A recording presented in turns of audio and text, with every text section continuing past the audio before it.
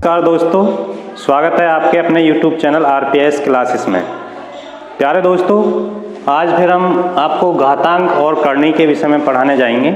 आज की जो क्लास है हमारी वो घातांक और करनी है। तो सबसे पहले हम आपको कुछ इसके नियम बताएंगे, फॉर्मूले बताएंगे, उसके बाद सवाल हल करेंगे। तो देखिए, पहला नियम है आपका, यदि x की घात m और गुणा x की घात n है, तो जहां आप जानते हैं कि ये जो होता है आधार होता है और जो ऊपर वाला होता है वो घातांक होता है। तो दोस्तों, यदि हमारे आधार समान हैं और घातांक अलग अलग हैं, तो जब इनकी हम मल्टीप्लाई करते हैं, गुणा करते हैं, तो एक ही आधार पर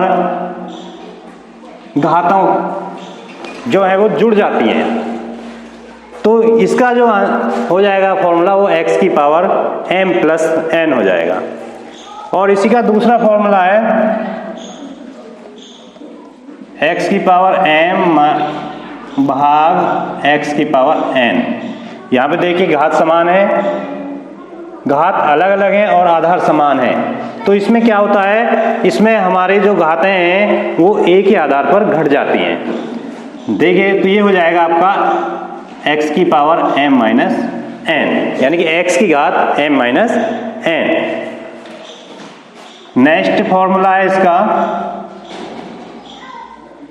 यदि x की घात m और उस पे n है, यदि घात पर घात चढ़ी हुई है तो वहां पे क्या होता है, इनकी मल्टीप्लाई हो जाती है, घात की आपस में गुणा हो जाती है, m गुणा n हो जाएगा। और अगला जो फॉर्मूला है वो ये है, यदि x की पावर m गुणा y की पावर m। दोस्तों, यहाँ पे देखोगे आप, थोड़ा सा बदलाव हुआ है, हमारे आधार जो हैं वो अलग हैं और हमारी जो घात हैं वो समान हैं।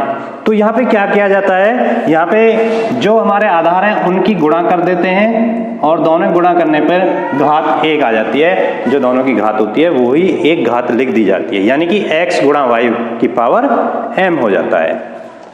नेक्स्ट है, देखिए, एक ही बात, बहुत मेन चीज बात है, यदि किसी भी संख्या की घात 0 होती है तो उसमें उसका मान सदैव आपका 1 होगा। बहुत मोस्ट है, बहुत क्वेश्चन इसके आधार पर पूछे जाते हैं। तो आपको ध्यान रखना है कि यदि किसी की भी घात 0 होती है तो उसका मान 1 होता है। नेक्स्ट फॉर्मूला है आपका, यदि हमारे किसी की घात माइनस में है, जैसे कि यहाँ पे x की घात n है, बराबर क्या होगा दोस्तों, यहाँ पे बहुत आसान है, यदि घात माइनस की है, यदि उसे नीचे लिख देंगे तो वो हमारी हो जाती है प्लस की। तो इसको हम लिख सकते हैं 1 बटे x की घात n। तो दोस्तों, ये कुछ फॉर्मूले हैं जो हम आपको पढ़ा रहे हैं, उनमें इन चीज़ों से आप बहुत जल्दी और आसानी से क्वेश्चन को कर पाएंगे और बहुत जल्दी आप उसका आंसर दे देंगे। तो ये फॉर्मूले आपको एक बार देखने हैं, याद करने हैं, उसके बाद आप सवालों को आसानी से कर पाएंगे। तो हम दोस्तों अब हम पहला सवाल आपको बताने जा रहे हैं। तो दोस्तों, ये रहा आपका पहला सवाल, 3 की घात 4 गुणा 3 की घात माइनस 2 का मान होगा। इसके हमें विकल्प दिए गए हैं और विकल्प को देखना है। पहला विकल्प है 6, दूसरा है 9 और तीसरा है 12 और चौथा है 18। तो इसमें दोस्तों कौन सा विकल्प सही है ये हमें देखना है। तो दोस्तों, आप देख रहे हैं कि ये जो हमारा सवाल है इस पे हम ध्यान देंगे कि यहाँ पे आधार जो हमारे समान है लेकिन घातें हमें अलग दिख रही हैं। तो अभी जो हमने फॉर्मूले बताए हैं उसमें देखेंगे कि कौन सा फॉर्मूला यहाँ पे लग सकता है। तो देखिए, यहाँ पे ये वाला फॉर्मूला लग जाएगा, यदि हमारे पास x की घात m गुणा x की घात n बराबर होता है x की घात m प्लस n। तो देख रहे हो दोस्तों, यहाँ पे दोनों आधार समान है, घात अलग अलग है। तो वही चीज यहाँ पर है कि 3 और 3 आधार दोनों का समान है, लेकिन घात एक की 4 एक की माइनस, तो घात अलग है, तो उसमें हमारी घातें जुड़ जाएंगी। तो दोस्तों यदि हमारे कुछ ये फॉर्मूला एकदम याद है, एकदम आसानी से सवाल कर सकते हैं। जैसे कि 3 घात 4 और गुणा 3 घात माइनस 2 है, तो हम इसको एक ही आधार पर घातें हमारी ये जुड़ जाती हैं। तो ये हो जाएगा आपका 3 की घात 4 और एक प्लस और माइनस, हमेशा ध्यान रखना है, एक प्लस और एक माइनस, हमेशा माइनस आता है, तो ये हो जाएगी 3 की घात 2। और दोस्तों 3 की घात 2 का मान सभी जानते होंगे कि क्या होता है, 3 की घात 2 का मान होता है 9, मतलब इस तरीके से 3 मल्टीप्लाई 3 गुणा 3, तो ये हो जाएगा 3 तिया 9। तो देखो अगर फॉर्मूला याद है तो बहुत आसानी से हम सवाल को कर सकते हैं। तो इसमें कौन सा विकल्प सही हुआ हमारा, विकल्प नंबर 2 सही है। तो चलते हैं नेक्स्ट क्वेश्चन की ओर। तो दोस्तों अगला सवाल ये रहा आपके सामने, 5 की घात माइनस 3 भाग 5 की घात माइनस 5 का मान होगा। इसके विकल्प दिए हुए हैं, पहला विकल्प है 15, दूसरा 20 और तीसरा विकल्प 25 और चौथा विकल्प 30। तो अब इसमें हमें देखना है कि कौन सा फॉर्मूला हम यूज कर सकते हैं। तो इसमें हम फॉर्मूला कर सकते हैं भाग वाला, जो हम पढ़ चुके हैं, ये वाला कि x की घात m भाग x की पावर n। तो जब भाग वाला फॉर्मूला हमने पढ़ा, उसमें होता है इन घातों को घटा देते हैं। तो इस फॉर्मूले को यहां पे लगाएंगे और आंसर आपके सामने हो जाएगा। देखिए कैसे, 5 की घात माइनस 3 है और भाग 5 की घात माइनस 5 है। जब हम इसे करेंगे तो हमारी घातें घट जाएंगी, तो ये हो जाएगा आपका 5 की घात माइनस 3 और माइनस 5। तो 5 की घात हो गया माइनस 3 और ये माइनस माइनस हमेशा हो जाता है आपका प्लस, तो यहाँ प्लस हो जाएगा 5। तो 5 की घात 5 में से 3 गया तो बचेगा 2 और 5 की घात 2 का मतलब होता है 25। जैसे पहले बताया कि 3 गुणा 3, ऐसे यहाँ पे 5 गुणे 5 हो जाएगा और ये हो गया 25। दोस्तों इसमें विकल्प कौन सा ठीक हुआ आपका, तीसरा। देखिए कितना आसानी से सवाल हो जाता है यदि हमें फॉर्मूला याद है। तो अब अगला क्वेश्चन देखेंगे, क्वेश्चन नंबर 3। तो दोस्तों ये है आपका अगला क्वेश्चन नंबर 4। 3 की घात माइनस 2 गुणा 2 की घात 2 का मान होगा। इसके विकल्प दिए गए हैं 16, दूसरा है 24, तीसरा है 64 और चौथा है 36। तो दोस्तों आप भी इनको देख करके आप इसमें आंसर को आसानी से लगा सकते हैं। केवल फॉर्मूला ही आपको याद रखना है। अब यहाँ पे फॉर्मूला कौन सा यूज होना है ये आपको देखना है। आप देख रहे हैं कि यहाँ पे आधार 3 है और यहाँ पे आधार 2 है, यानी कि आधार अलग है और घात हमारी समान है। तो हम क्या करते हैं उसमें, जब हमारा इस तरीके का होता है, ये गलत हो गया है,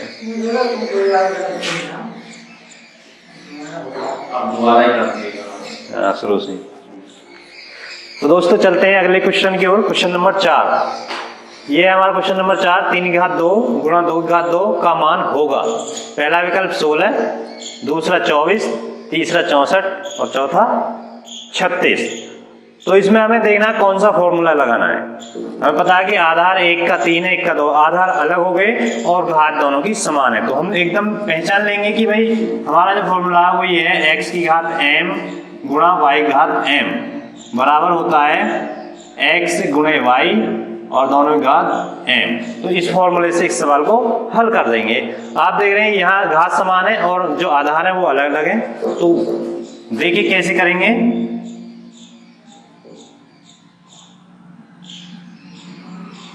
तो ये हो जाएगा 3 गुणे 2 की घात 2 हो जाएगा। तो 3 दूनी 6 की घात 2 और ये हो गया 6 गुणे 6 बराबर आपके 36।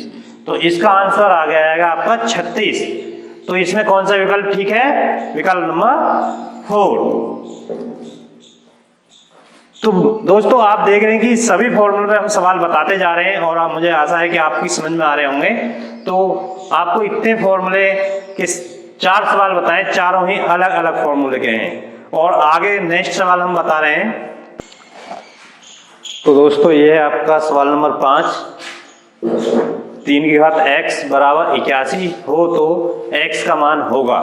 तो इसमें हमें x का मान देना है। पहला विकल्प आपका दिया हुआ 3, दूसरा 4 और तीसरा 8 और चौथा है 9। तो इसमें हमें देखना है कि x का मान क्या आता है। तो दोस्तों देखिए क्या है, जैसे ही सवाल हमें दिया गया है तो जैसे आधार इधर है 3 आधार की घात x है, तो इधर भी हमें आधार 3 बनाना होगा। उसके बाद हम आसानी से इसको कर सकते हैं। तो 81 को हम लिख सकते हैं 3 की घात 4। कैसे लिखेंगे? 81 के हम फैक्टर कर लेंगे। 3 से इसे काटो, 3 दूनी 6, बचे 2, 3 सत्ते 21, 3 नाम 27, 3 तिया 9 और 3 एकन 3। तो अब देखते हैं 3 कितने बार आया, 1 2 3 4, तो इसलिए 3 की घात हो गया 4। अब देख रहे हैं कि जब बराबर के इधर भी आधार समान हो और इधर भी आधार समान हो तो उनकी हम घातों की तुलना करते हैं। तो घातों की तुलना करने पे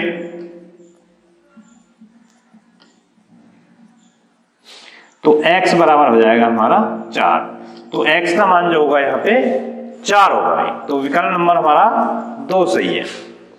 तो चलते हैं अपने अगले क्वेश्चन की ओर।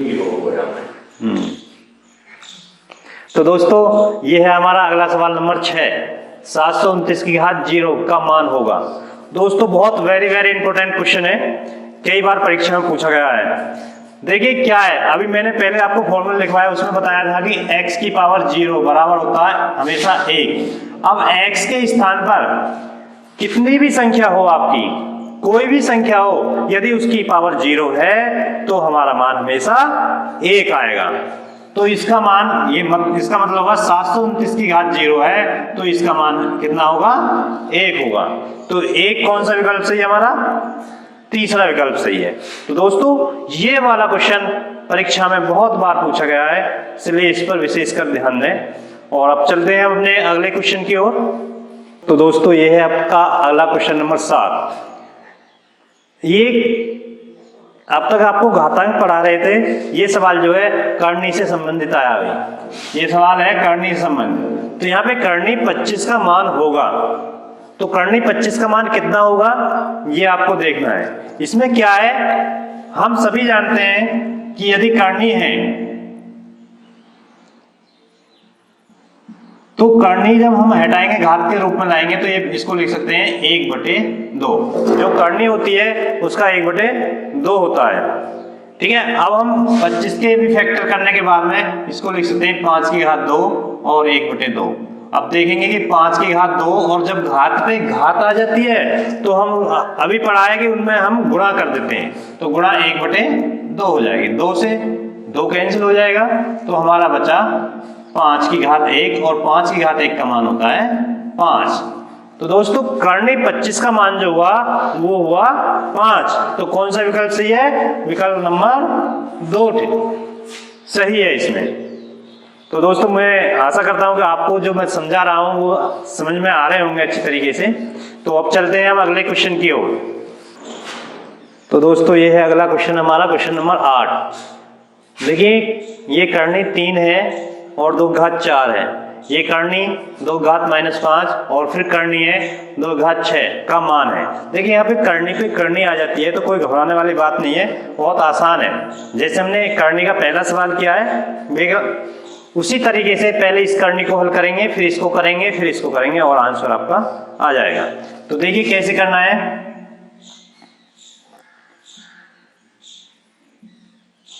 ये इस 2 करनी को भी ऐसे ही रहने देना है और इस वाली करनी को जब हटाएंगे हम जानते हैं कि जब करनी हटा गए तो उसका मान होता है 1/2।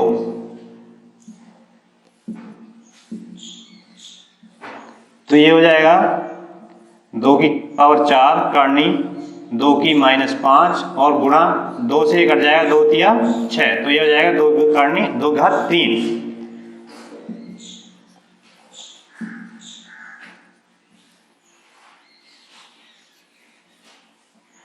अब दोस्तों अभी हमने पढ़ा है इससे पहले कि जब गुणा होती है और आधार समान होते हैं तो घातें आपस में जुड़ जाती हैं। तो जब इस घातों को हम जोड़ेंगे तो ये 2 की घात बचेगी -2। तो अब ये एक पहली वाली करनी हमारी हल हो चुकी है। अब हम दूसरी वाली करनी को हल करेंगे इसी तरीके से।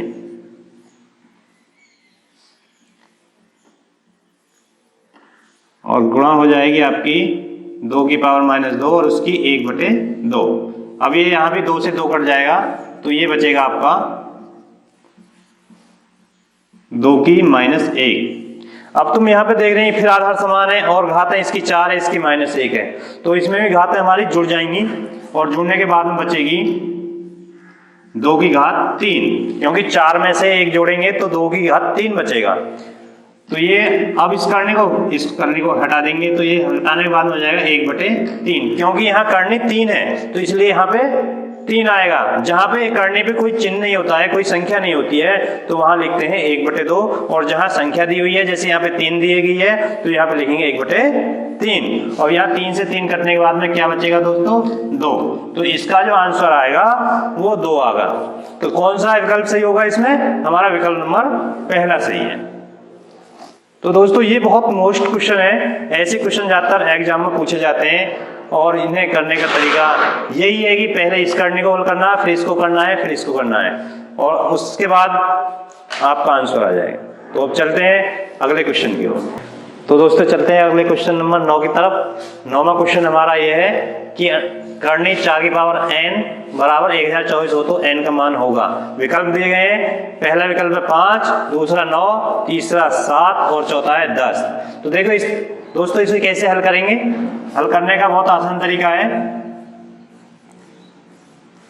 करनी में 4 की पावर n है तो इसको हम लिख सकते हैं 2 की पावर 2 और फिर n कर सकते हैं बराबर 1024। अब जब घात पे घात होती है आप सभी जानते हैं कि 2 की पावर हम 2n लिख सकते हैं, और जो करनी है, जो करनी चढ़ी हुई है, जब इसको हम हटाते हैं तो इसको लिखते हैं 1/2, 1024। अब यहाँ से दोस्तों 2 से 2 ये कट जाएगा तो ये बचेगा 2 की पावर n, और 1024 को जब 2 घात के रूप में लेंगे तो इसको लिखते हैं 2 घात 10, क्योंकि 2 की घात 10 का मान होता है हमारा 1024। तो अब घातांक में तुलना करेंगे तो n का मान क्या हो जाएगा दोस्तों? n का मान हो गया आपका 10। तो n का मान जो हमारा 10 है वो कौन सा विकल्प ठीक हुआ? हमारा हुआ विकल्प नंबर 4 ठीक। चौथा विकल्प सही है, जो इसका आंसर है 10। तो चलते हैं अगले क्वेश्चन की ओर। तो दोस्तों ये है हमारा सवाल नंबर 10। √12 प्लस √12 प्लस √12, या इनको हम कह सकते हैं करनी 12 प्लस करनी 12 प्लस करनी 12 डॉट डॉट अनंत तक। तो दोस्तों इसे करने के लिए एक बहुत शॉर्ट ट्रिक है जो आप याद रखेंगे तो आप इसको सेकंडों में इसका आंसर निकाल सकते हैं। वो क्या है? पहले आपको कुछ बातों पे ध्यान रखना है। सबसे पहले हमें जो संख्या हमें दी गई है, जैसे यहाँ पे 12 दी हुई है तो 12 के हमें फैक्टर करने, गुणनखंड करने।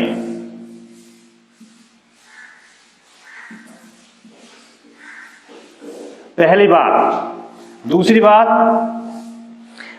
यदि हम फिर चिन्ह देखते हैं कि यदि हमारे पास प्लस के चिन्ह, जैसे यहाँ पे प्लस प्लस, यदि चिन्ह जो हमारा प्लस है तब क्या होता है? बड़ा गुणनखंड लिख देते हैं।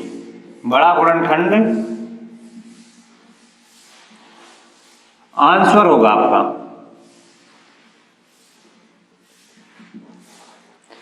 तीसरी बात है, यदि चिन्ह हमारा माइनस है तब छोटा गुणनखंड आंसर होगा।